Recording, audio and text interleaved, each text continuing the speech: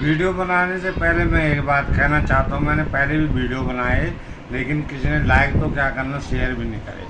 सबसे बड़ी बात है, मेरा है मन का टॉपिक।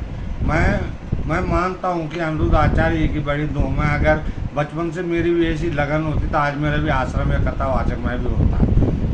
कथावाचक में होता मैं अनिरुद्ध आचार्य जी के अनुयायी हैं, जो उनको सुनते हैं, वो उनसे वो कहते हैं ना, बस हर पल यही करो भजमन नारायण, झाड़ू पोछा करते हैं भजमन नारायण। उनको ये पूछो कि मन वास्तव में क्या होता है।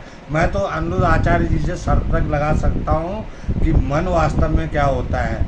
मैं मानता हूँ कि प्रदीप मिश्रा जी बहुत बड़े शिव कथावाचक हैं। मैंने भी शिव महापुराण 2 बार पढ़ी हुई है। मैं या तो शिव कथावाचक भी बन सकता हूँ अगर दिन रात मेहनत करूँ, जितनी मैंने मेहनत पढ़ाई में की है ना, तो मैं भी बन सकता हूँ। वो कह रहे थे ना, निर्मल मन जन सो मोहे पावा, मोहे कपट छल छिद्र न बावा।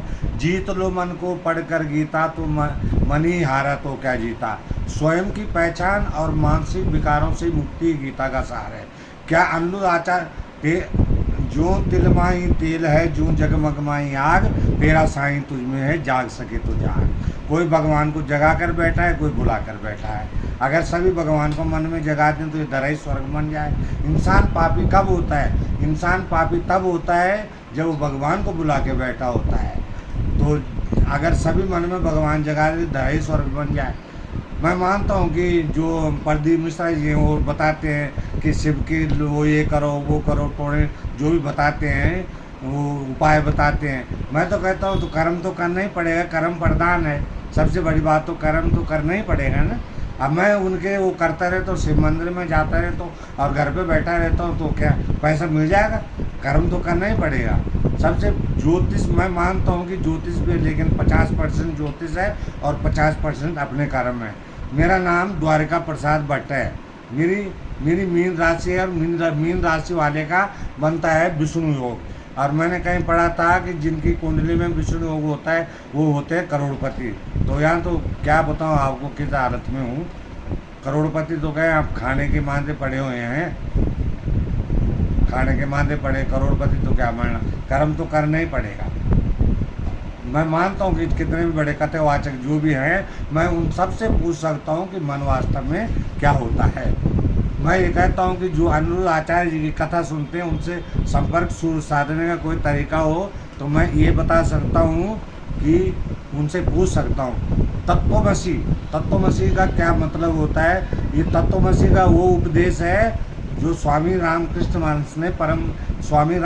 परमहंस जी ने स्वामी विवेकानंद को दिया था, और स्वाध्याय स्वामी विवेकानंद ने खुद किया था।